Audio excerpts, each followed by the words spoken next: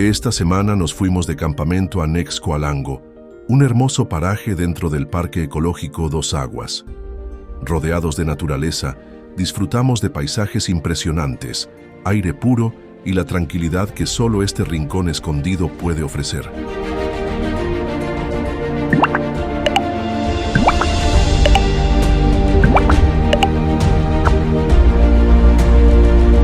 Una experiencia inolvidable en conexión con la montaña y la aventura. Tuvimos la increíble oportunidad de presenciar la alineación de planetas del 21 de enero bajo un cielo limpio, lleno de estrellas y magia.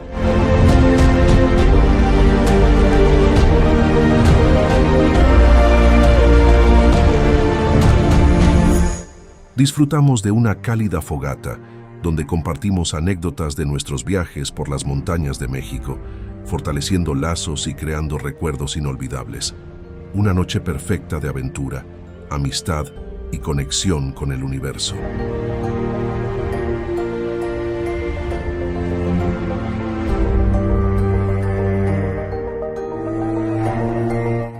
Al atardecer, el Iztaccíhuatl nos regaló un espectáculo impresionante, tiñéndose de tonos rojo-naranja casi carmesí, un fenómeno cada vez más raro, resultado del ocaso y la refracción sobre su nieve.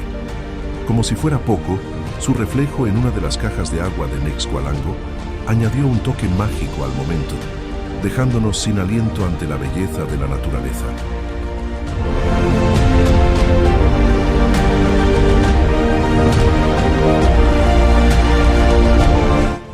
Vivimos 2 días llenos de vistas espectaculares, compañerismo y amor por este hermoso deporte.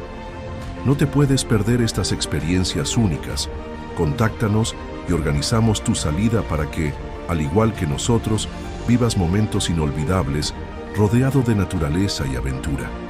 Anímate a explorar con nosotros.